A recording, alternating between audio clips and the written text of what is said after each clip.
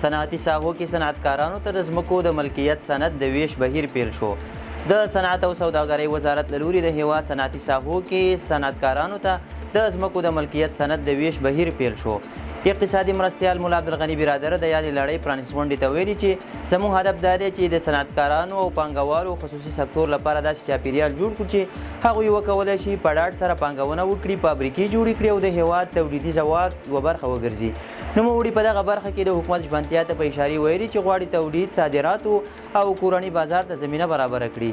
همداراز د صنعت او سوداګرۍ وزیر نورالدین عزیزي د فابریکو له مسؤلینو غوښتي چې د اړتیا وړ خام مواد د واردولو پر ځای هیواد کې دننه برابر کړي.